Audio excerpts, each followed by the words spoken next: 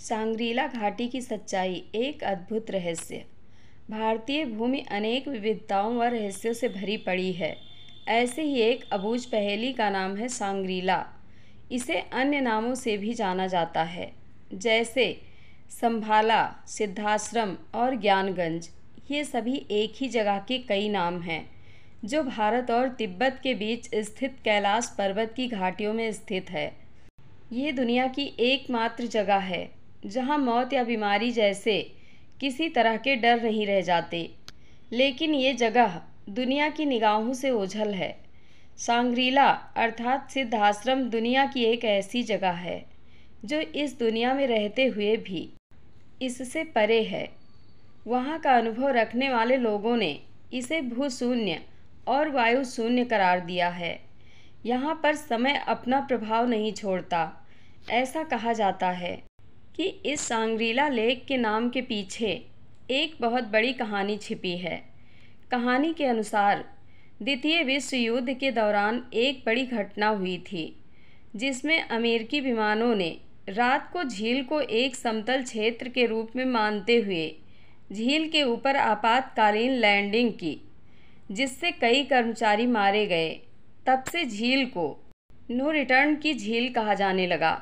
आपको बता दें कि भारत में अरुणाचल प्रदेश की सीमा पर सांग्रीला घाटी झील मौजूद है और म्यांमार के पंगसो इलाके में आती है, जो तंगसा जनजाति का घर है। इस झील से जुड़ी कई कहानियाँ प्रसिद्ध हैं।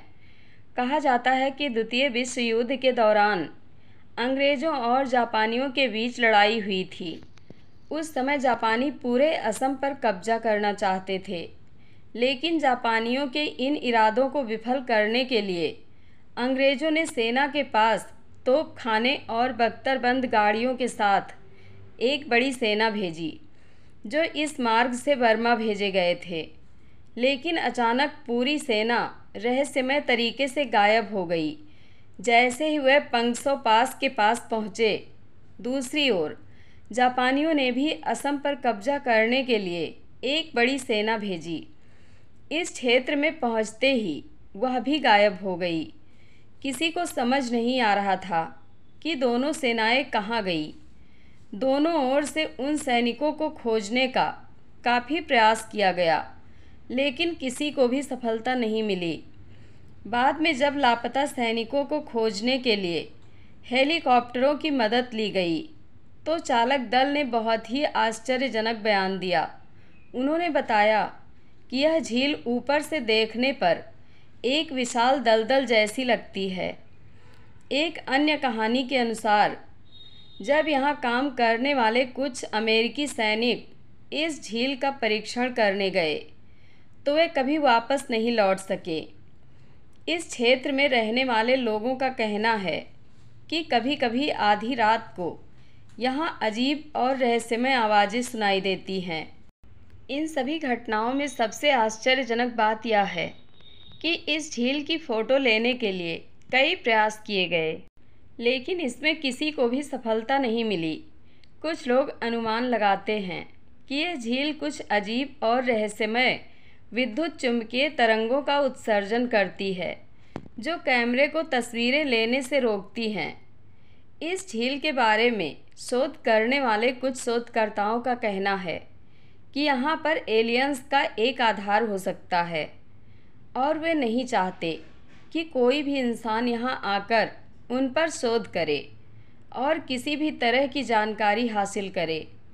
इस झील के आसपास रहने वाले लोगों के बारे में बात करते हुए वे कहते हैं कि झील के किनारे एक गांव हुआ करता था। एक बार गांव के लोगों ने इस झील से एक मछली पकड़ा था, जिसका आकार बहुत बड़ा था। मछली पकड़ने की खुशी में गांव में उत्सव मनाने का निर्णय लिया गया।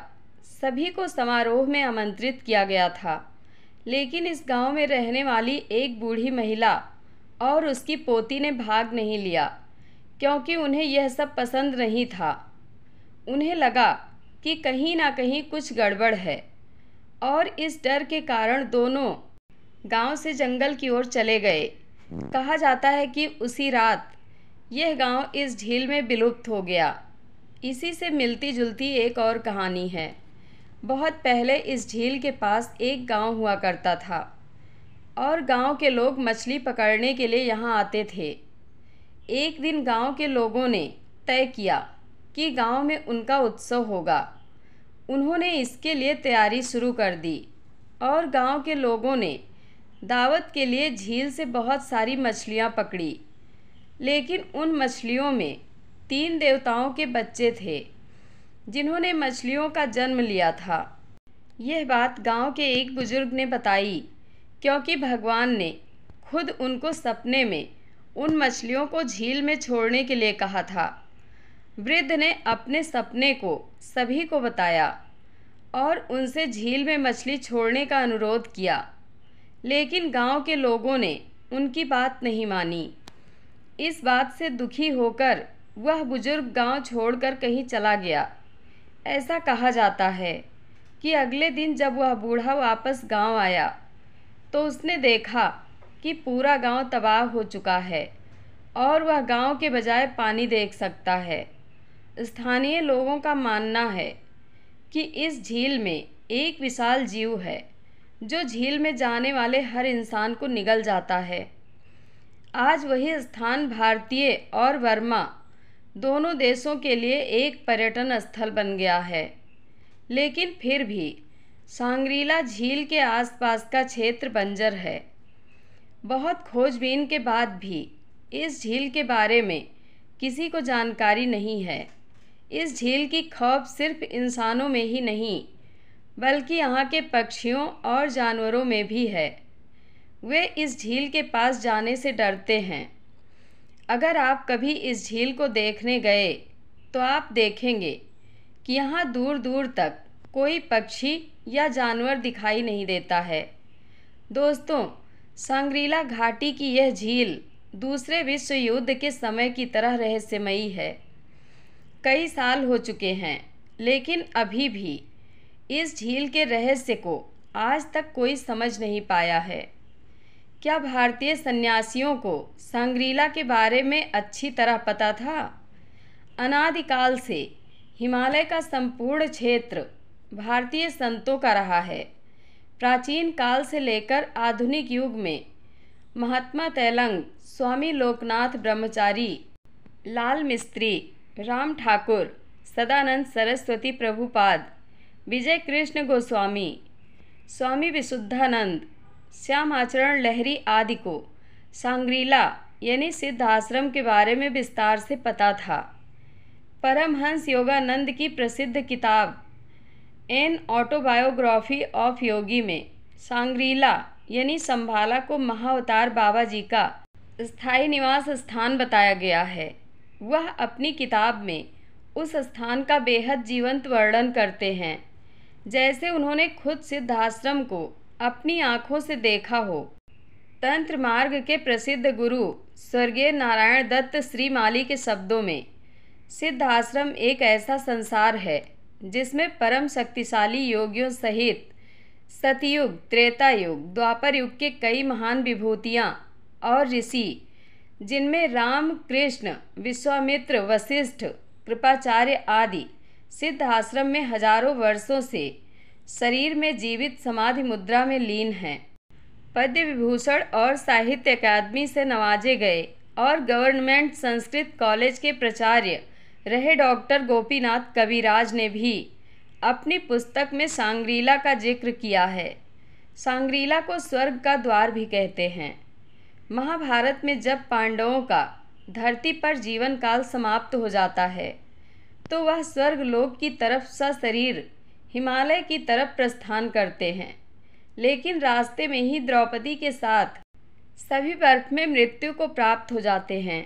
केवल युधिष्ठिर ही अपने धर्म रूपी कुत्ते के साथ स्वर्ग पहुंच पाते हैं। हिमालय स्थित यह स्वर्ग कुछ और नहीं बल्कि सिद्ध आश्रम या ज्ञानगंज अर्थात संभाला यानी सांग्रीला ही था, जहां सिर्फ युधिष्ठिर जैसे ज्ञानवान ही प्रवेश कर सकते थे। संभाला यानी सांग्रीला को कैलाश पर्वत की रहस्यमय दुनिया का प्रवेश द्वार भी कहते हैं। संभाला का अनुमानित स्थान कैलाश पर्वत के समीपवर्ती घाटियों में ही कहीं स्थित है, जहाँ से प्रभु शिव के पवित्र निवास की शुरुआत होती है। कैलाश पर्वत दुनिया का सबसे दुर्गम पहाड़ है, जिस पर आज तक कोई नहीं चढ़ पाया है, क्योंकि इसके नीचे योगियों की अदृश्य नगरी संभाला या संग्रीला स्थित है। नहीं लग पाया कोई भी पता। वैज्ञानिकों की एक रिपोर्ट के अनुसार यह घाटी भारत के उत्तर पूर्वी राज्य अरुणाचल प्रदेश और तिब्बत की सीमा पर कहीं है। इस घाटी को लोग संग्रीला घाटी के नाम से भी जानते हैं। इस घाटी को आज तक किसी ने भी नहीं देखा है, लेकिन जो भी इसे देखता है वह किसी को इस बारे में बताने के लिए वापस नहीं आ पाता। जहाँ तक बात रहस्यमयी घाटी सांग्रीला की है, तो तिब्बती भाषा में लिखी किताब काल विज्ञान में भी इसका जिक्र पढ़ने को मिलता है। क्या युत्सोंग सांग्रीला की रहस्यमयी घाटी में जा चुके हैं? तिब्बती विद्वान युत्सुंग कहते हैं कि वे सांग्रीला के रहस्यमयी घाटी में जा चुके हैं, जहाँ ना तो सूरज की रोशनी थी, ना ही चंद्रमा। इसके बाद भी मगर एक रहस्यमयी रोशनी वहाँ फैली हुई थी। इस घाटी को धरती का आध्यात्मिक नियंत्रण केंद्र भी कहा जाता है। यहीं कभी बौद्धों का तपोवन भी था। विलुप्त होने का रहस्य। कुछ लोगों का मानना है कि यह घाटी समय और स्थान से परे है, और जो भी इस घाटी में प्रवेश करता है वह दुनिया से गायब हो जाता है। भौगोलिक स्थिति। सांग्रीला घाटी की सही भौगोलिक स्थिति अज्ञात है, लेकिन इसे अरुणाचल प्रदेश और तिब्बत की सीमा पर कहीं पहाड़ियों या घाटियों के बीच माना जाता है। तिब्बती साहित्य में उल्लेख। तिब्बती धार्मिक ग्रंथों में सांग्रीला का उल्लेख मिलता है, जहाँ इसे एक रहस्यमय, अलौकिक और खूबसूरत घाटी के रूप में वर्णित किया गया है, जहाँ रहने वाले लोगों की उम्र हजारों साल तक होती है। जेम्स हिल्टन का उपन्यास। ब्रिटिश लेखक जेम्स हिल्टन ने 1933 में अपने उपन्यास लास्ट होराइजन में सांग्रीला का वर्णन किया, जहां उन्होंने इसे एक शांत, सामंजस्यपूर्ण घाटी के रूप में चित्रित किया। आध्यात्मिक महत्व। कुछ लोगों का मानना है कि सांग्रीला एक आध्यात्मिक नियंत्रण केंद्र है, जहां मन, प्राण और विचार की शक्ति बढ़ जाती है। चीन का दावा।